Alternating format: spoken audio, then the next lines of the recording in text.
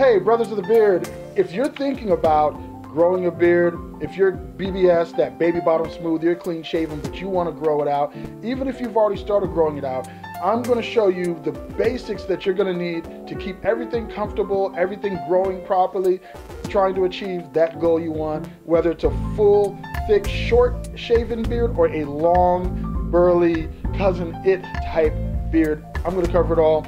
I'm going to just go over the topics, give you a high level, an overview, and then I'm going to put out some videos throughout the week that are going to go into detail with each product and how you use it. First up, soap. That is the foundation. You're going to be washing your face and you don't want to dry your skin out because it is just going to make that beard itchy. You're not going to like it. So what I recommend is an all-natural soap, one that has, again, all-natural products. If you don't understand the chemicals in the soap, and again, there's some exceptions, but if you don't understand all the chemicals in your soap, it probably has too much stuff in it. So for me, Dr. Bronner's, that really is my favorite soap. That is my go-to choice. Love the stuff. Members of my family have dealt with eczema. Once we switched to Dr. Bronner's, honestly, this is not a miracle tail snake oil. The dry skin issues went away because there just isn't that much extra chemicals and different things in Dr. Bronner's that actually dries your skin out. Works great. I'll get into that more, like I said, throughout the week. Next up, you're going to need to oil that beard because, quite frankly, if you don't oil the beard, it's going to feel like steel wool. You're going to get less love. No one wants to cuddle up with a steel wool face. So I use extra virgin coconut oil. I use the coconut oil because, well, I love coconut oil. It smells great. It actually lubricates skin very well. And it just gives you a nice sheen to your beard. After that, you're going to want to maintain, you're going to want to shape maybe the beard, and so you're going to need something like this. A pair of electric clippers with clipper guards that are going to let you cut your beard to the length that you want to keep it, unless you're letting it grow all the way out. So you definitely want to invest in a clipper, a pair of electric clippers to do that, unless you're really good with scissors.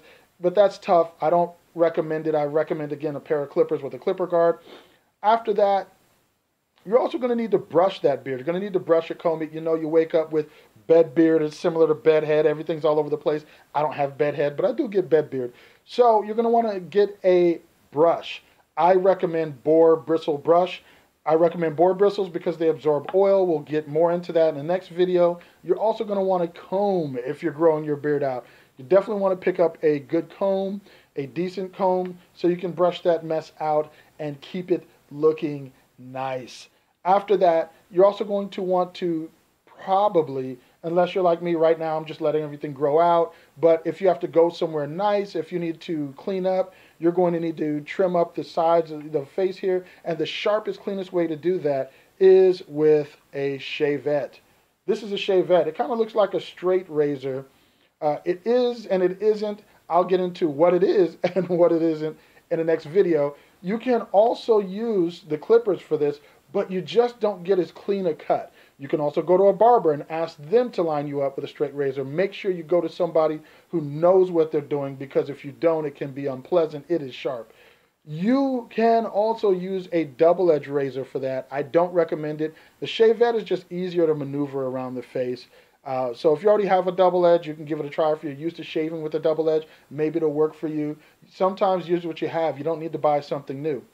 After you shave your face, you're also going to need an astringent to clean it up. Make sure you don't wind up with any razor rasp, razor bumps. So something like a witch hazel.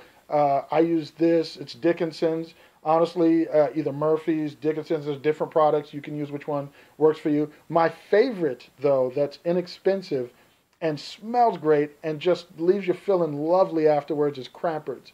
I really love Crampert's. Let's see if we can get the camera to focus there. Please focus. Oh, goodness.